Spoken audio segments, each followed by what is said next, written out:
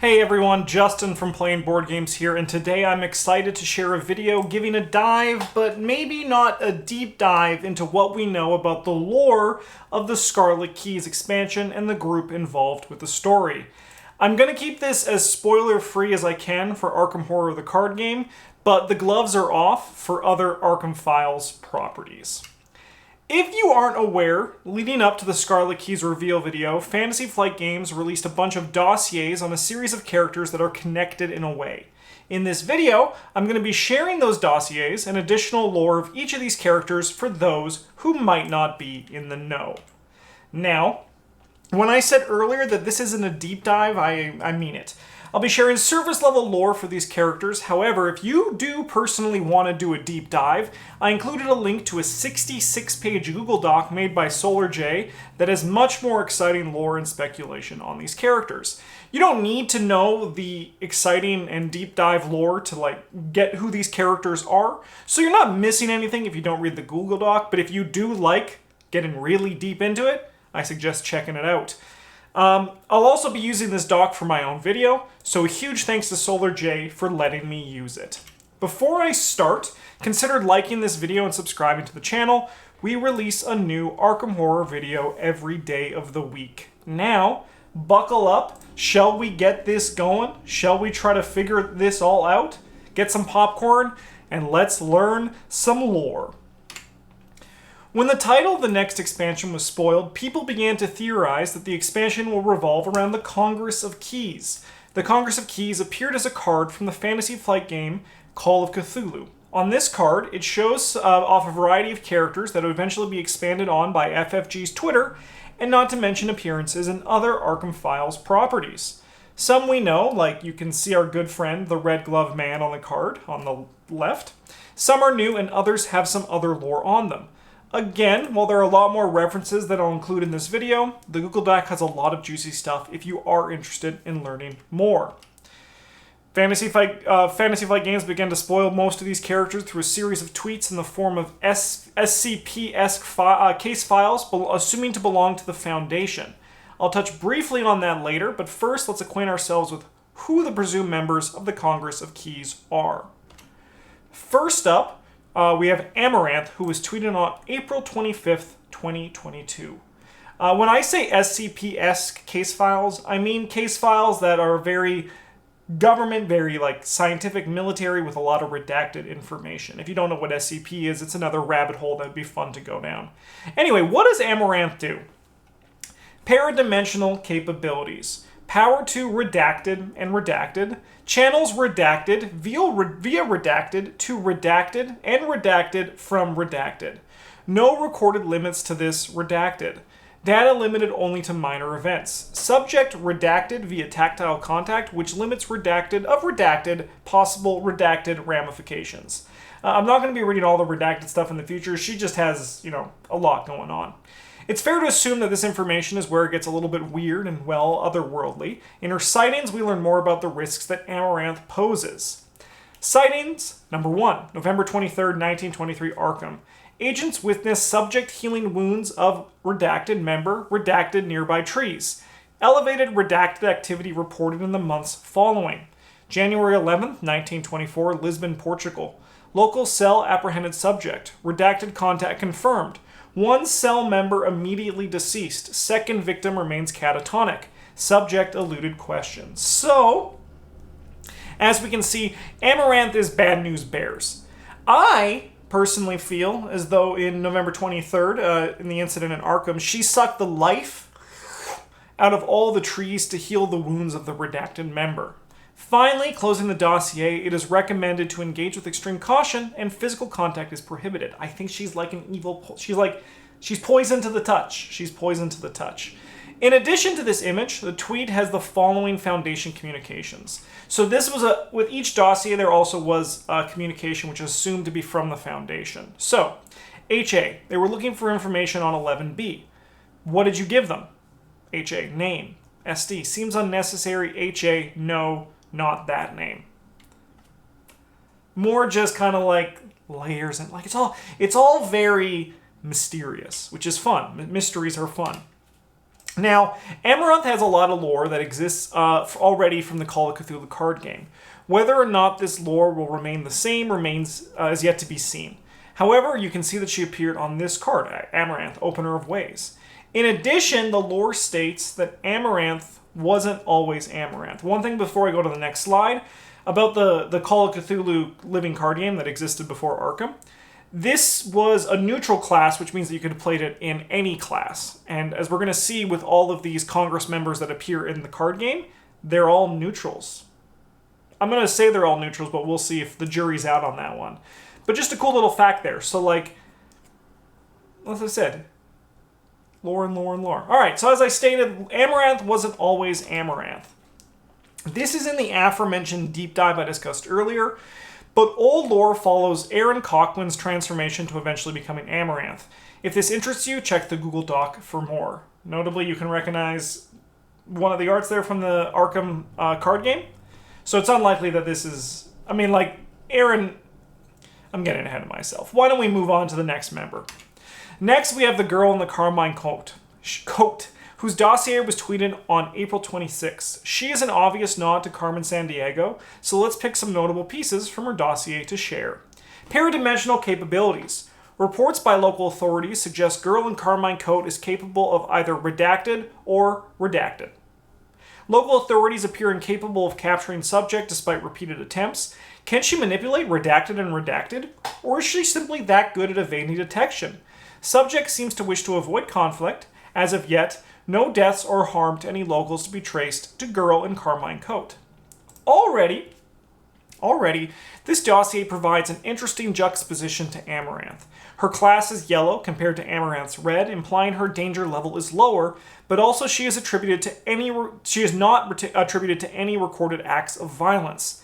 This implies that these members have varying risk factors, which follows what has been spoiled about the campaign so far and how players will be interacting with these members in a variety of ways. The tweet accompanying this dossier has the following communications, also assumed to be from the Foundation. TQ, have you spoken with the asset? AV, he wants the subject for himself. TQ, that is an absolute no. AV, he will not like that. And then TQ says, do I look like I care? Do I? Tweeted on April 27th was Lady in the Vermillion Veil, Ajay Shaheen. Notably, she has a green subject class. This, if we follow the trend, means that her risk factor is quite low to almost none at all. Let's see what her paradimensional capabilities are, shall we? Paradimensional capabilities. Lady in Vermillion Veil appears to either possess no such capabilities or has successfully hidden such capabilities from the Foundation intelligence. Oh. Well then, so she is just a normal person, or so it seems on the surface. Under approach procedure, notably, it shows that Ajay reached out to the Foundation. I believe that this is Ajay with a newly spoiled investigator in the splash art for the Scarlet Keys, which implies that she is likely going to be an ally or an escort mission for the investigators. Whether this is the case remains to be seen, of course, so I'll continue to wait with patient excitement. This is was tweeted with the dossier. TQ, surely you understand that we cannot trust you. SE, I understand that better than you do. TQ, so then, tell me how you would like to proceed. SE, come to me first, then we will talk. What is cool with this exchange is that we see a J as part of the communications. Fun. Now, you could make a case we don't know that for sure, but it's pretty confident that this is a J as part of this communications. Tweeted the next day, April 28th, was the man in the blood-soaked suit. Another yellow class, which we should all know what that means by now.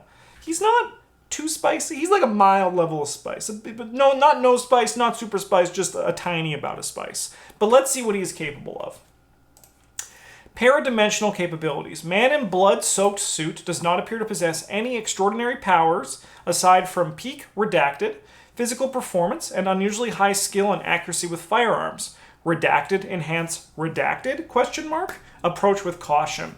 So like a J, he seems to be more on the normal side apart from his accuracy with firearms, but that's probably just because he's recurring snipe somehow. Like a J, he has contact with the Foundation, open negotiations about the location of the Cotier, vaults, and or hideouts. Coterie, I looked up how to pronounce it before, but it's out of my brain now.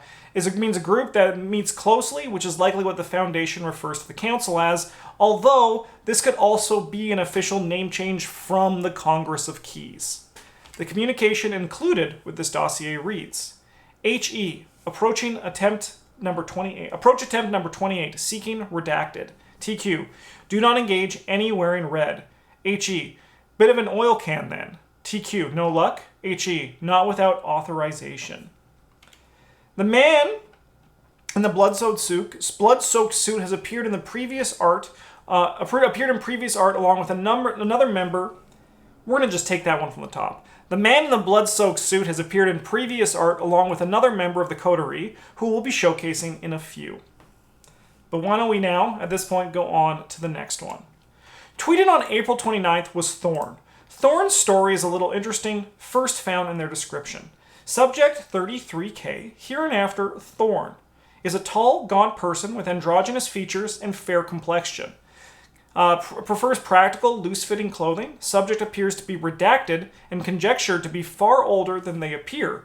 Collaborating source suggests date of birth in redacted. So, already, Thorne has a little bit of a weird hook to their story. Their yellow class implies that while not dangerous, caution should still be utilized when approaching them. Continuing on to their paradimensional capabilities, subject possesses acute sensitivity to redacted. The coterie leverages these capabilities to locate redacted artifacts and track the movement of redacted. Now, as I said, there are a lot of neat lore implications with Thorne, which I think are further enhanced when you see the full art including them. They are holding a piece of black onyx, something weird and cosmic is frozen in the ice behind them, or primordial, if you will. It's neat. It's all just neat. It can be inferred that what Thorne is sensitive to is cosmic or primordial in nature, but that is mere speculation. There's some, on the Google Doc, there's a little bit of talk about what the black stone, the obsidian stone that Thorne could be holding, but I think that this is just a really nice piece of lore that they've expanded on with this dossier here. And of course, tweeted with the dossier is the following exchange. SD, it fell through. TQ, you were conned. SD, it was not a con, it was a deal. TQ, no matter. Any knowledge of your work with 33K is hereby disavowed. You are bound under threat of execution to never share this account with another soul, living or dead. Spicy. Next up, on a tweet on April 30th, is my personal favorite of the coterie members. The Beast in Cowl of Crimson. Ooh. The weird horror implications on this creature are great, and it is another red class, so we know we're going to get something good. Paradimensional capabilities. Beast in Cowl of Crimson appears to have high aptitude for physical confrontation, so we're probably going to fight him in the campaign. Prior encounters have led to redacted. Victims are redacted and redacted or redacted. Extreme caution is advised. Sightings. Beast in Cowl of Crimson is prime suspect in several gruesome murders throughout Alexandria. Note, paradimensional implement, aka key, known to exist in Alexandria. The coterie element may be using key to redacted. So something not good, probably. So sick. So this guy's really sick. There's a lot to imply here, which makes this member very interesting to me. Check out the Google Doc for more, as well as some other people's speculation on what exactly the Beast is, because it does not... Notably, it's like humanoid figure, but does not seem human. Me, I personally think it's responsible for the burning of the Library of Alexandria, but that's kind of just like my own flavor want for it. And you might be thinking, Justin, that's really old. How is that old, you're asking? Well, let's see what was tweeted along with the dossier of the Beast with Crimson Cowl. HA, are you certain? AQ, yes. The cuneiform lines up perfectly. HA, it is Sumerian. That is what? 3000 BC? AQ, older. HA, impossible. AQ, how long have you been with us? Now that's cool. Now that's just really cool. It's assumed, I'm assuming they're talking about the Beast here, not like some sort of other weird artifact, but maybe they are, but I think they're talking about the Beast. That's what I tell myself to sleep at night. On May 1st, the next member of the coterie was tweeted. This one was Aliki Zoni Operatria. Ooh, sorry if I just butchered that. I have the phonetics from there. It's very handy that they put the phonetics there for us content creators. Much thank you. Notably, she has an undetermined class, and her paradimensional capabilities have been completely redacted. Very interesting. What we do know about her is that she is known as the Maid with the Scarlet Sash, and appears to be a teenage girl wearing a white dress and, you guessed it, a Scarlet Sash. Under sightings, locals in the region have reported seeing a spirit matching subject's description, heralded by a high-pitched whistling sound. A little bit spooky. So ultimately, kind of gives me like the La Llorona, like the wailing woman in white kind of feel to her, but I don't know if that's necessarily true. But that's what I get the vibes from this whole thing. So ultimately, the Maid with the Scarlet Sash doesn't have much to her inner dossier. However, she has appeared in other art. She appears in her Aliki, in the Supernal Prism art from the Call of Cthulhu card game, as well as Ariadne's Twine from the Living card game. So yeah, that's her in Ariadne's Twine, which is pretty cool. It's fantastic art, and once again, we can see here on the neutral card that appeared in the Call of Cthulhu card game. Once again, neutral. Once again, neutral. Her dossier tweeted included the following exchange. Still awaiting confirmation on AQ's whereabouts. That was from TQ, by the way. HA, same. AV, no reports. TQ, has she been in contact with Redacted? HA, yes, Commissioner. TQ, never mind. Cease any and all contact with AQ. Assume asset is compromised. This implies that a leaky may be past the point of, interacting with a leaky might be past the point of no return, if that makes sense. Assuming Redacted is bad, of course, or maybe Redacted is us, unlikely given what we know about the future exchange between Foundation members, which we're going to see on an upcoming Twitter exchange. So with this, I kind of really like the implication here, because it has this vibe where even the members of the Foundation aren't exactly safe from their hunt for, or seeming hunt for, the Congress of Keys member, and I think that's really cool. Aliki, I think, is a really neat one, and I'm curious to learn more about her and her powers through the campaign when it comes out. Shall we keep this going? I think we're having a pretty good pace. Let's keep this going. The 8th member spoiled is the Claret Knight, tweeted on May 2nd. The art may look familiar to you, but I'll touch on that in a second. First, let's see what the Claret Knight is capable of. Paradimensional capabilities, not observed. Though, subject seems to possess ample socio-political power. Though some would say that that is the strongest power. Just ask Charlie Kane. Wait, Claret Knight? CK? Charlie Kane? C. Kane? Charlie Kane is the Claret Knight confirmed? That's not true, but it could be. So, there's nothing in particular strange about the Claret Knight, but like the Beast in the Cowl of Crimson, this guy is in Alexandria and using the key that is there. Also, notably, under approach procedure, the Claret Knight may be able to assist with apprehension of Subject 38N, which is the Beast and Cowl of Crimson. Further pointing out that these coterie members may be both enemies and allies throughout the campaign, which is just another layer of potential storytelling and fun. Now, before I move on to the next slide, I have a minor spoiler alert for the Circle Undone for people who may not want to have anything spoiled. You can skip ahead to the next entrant if you don't want to be spoiled, and I'll give you a few seconds to drink some water. Alright, let's keep this going.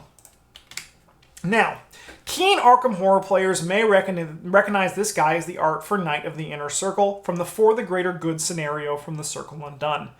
This art was used previously in the Call of Cthulhu card game on a card specifically titled the Claret Knight, once again another neutral character.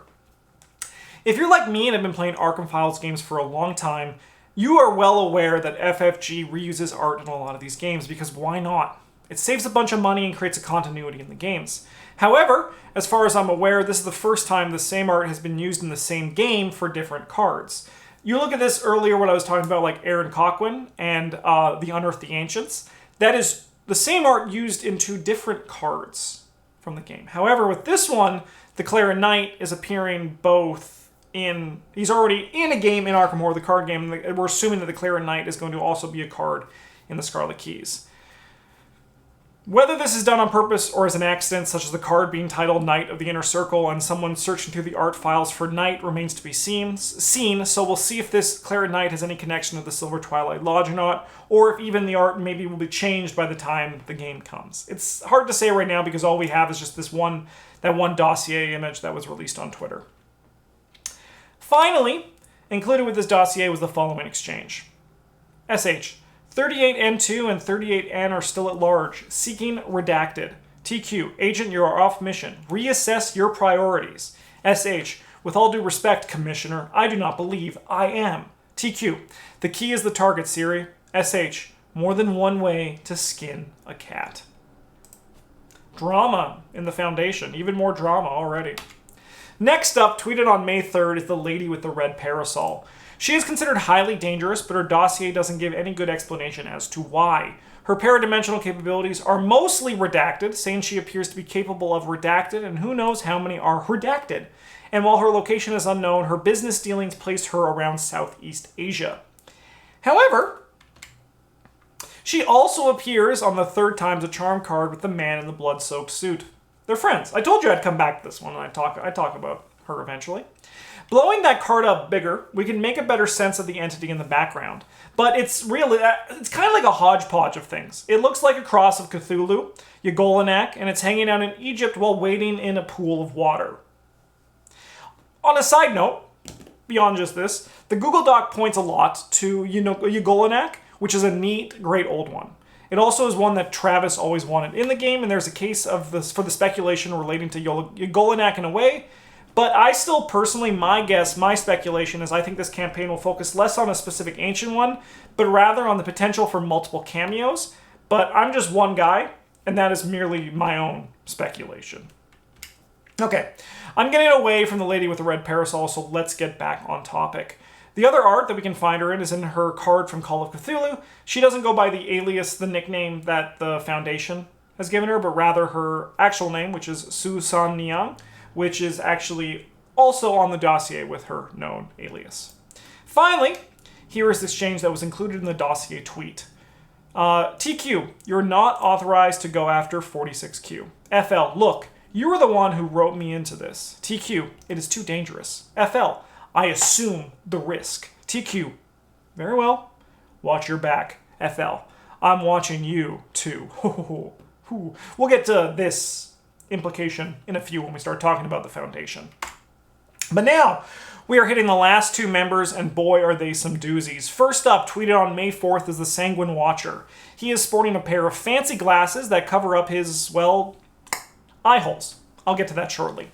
His paradimensional capabilities, again, are heavily redacted, stating the Sanguine Watcher appears to be capable of redacted, undetermined at this point whether such power is redacted. Now, let's jump to the Sanguine Watcher Twitter exchange for a bit more information on the guy before we get to other lore. HA, he was in the crowd, saw me, took the glasses off. AV, and? HA, you do not want to know. AV, it is for the file, Archie. HA, very well. The implement is unrelated to his moniker. AV, they do not affect eyesight, you mean. HA, in a way. But probably more brooding than my reading of that. So yeah. As you can see, the glasses are just for show, covering up something more sinister, and what is that sinister thing? Well, as I said, eye holes. In the lore document from the Seekers of Knowledge expansion for Call of Cthulhu the card game, the Sanguine Watcher is described as following. Gaping black pits stared from where his eyes should have been. The thick-rimmed glasses only accentuated the soulless eyes. He is further explored in the shadow of the monolith Call of Cthulhu Asylum Pack with the following text. One server of the Ancient Ones may know more about their designs than he'll ever share. Still, players who find rooms in their plans for the Sanguine Watcher may benefit from his long gazes deep, deep into the darkness and the weaves of fate. Ally yourself to the Sanguine Watcher, and you may catch glimpses of the future that can steer you to power. But at what cost to your soul? You can tell from the Sanguine Watcher's sardonic grin that he knows more than he'll share. Spooky. You can see the card included with this pack with the subtitles. He sees what is not there, which makes sense because of the whole eye holes thing. Quickly, he also appears on the Call of Cthulhu card reading the star signs, which fits with everything else we know about the guy. Like in Beast of Crimson, the Sanguine Watcher really resonates with me, and I'm very excited to see how he impacts the story. I know the glasses don't look crimson, but like he's holding the thing, he's bald. It's fine.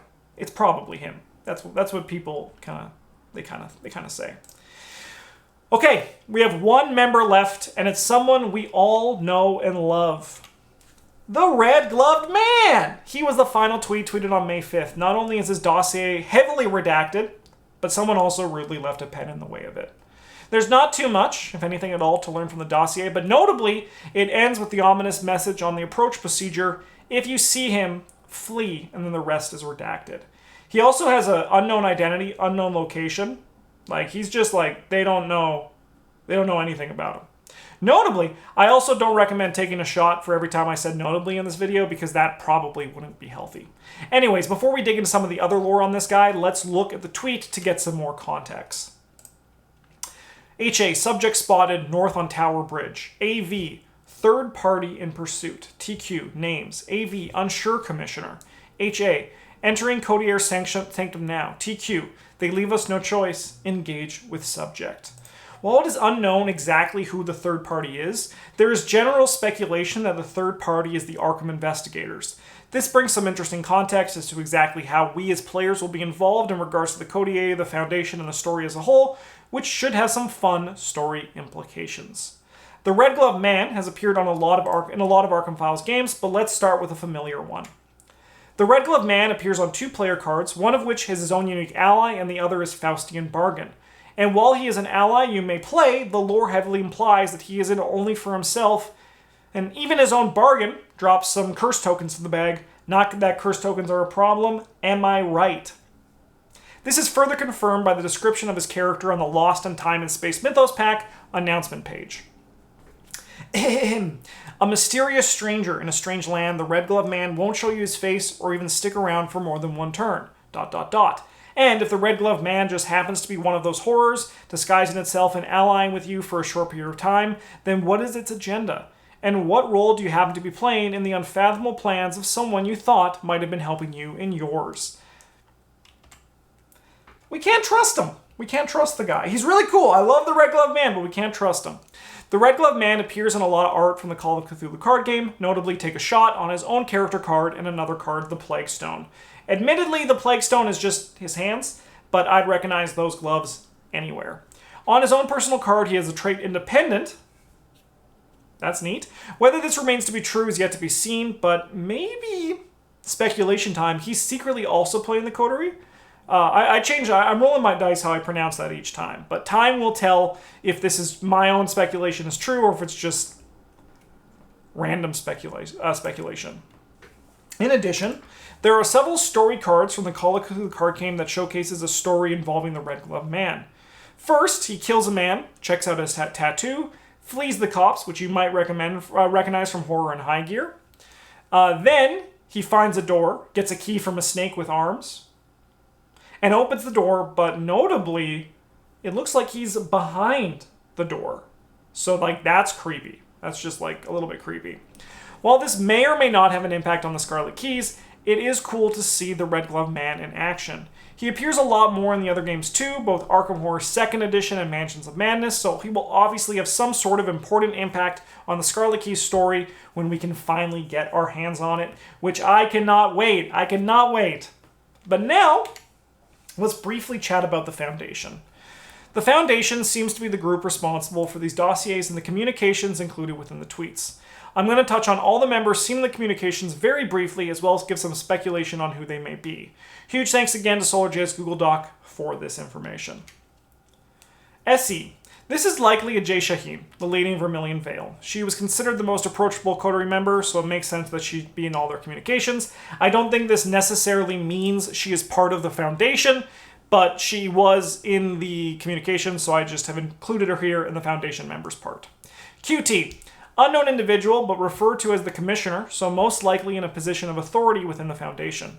And then we got VA, an unknown individual that records information for the files. SD.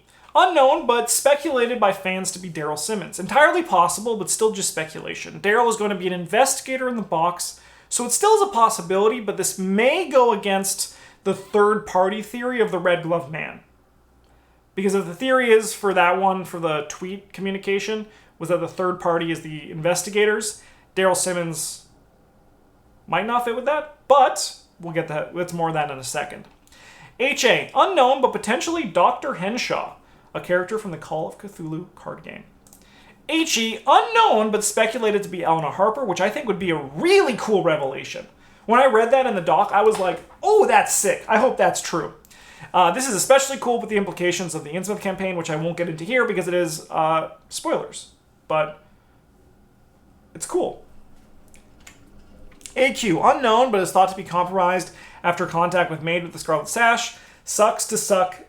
SH, Agent Siri, who is seeking to make contact with the Claret Knight and the Beast and Cowl Crimson against the boss's wishes. How well that'll go for them remains to be seen. And then finally, we got FL. This character is roped into this, and they may also go against the Commissioner's wishes.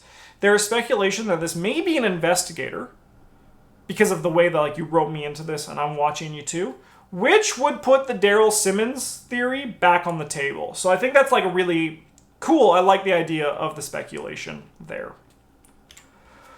Whew, that's it.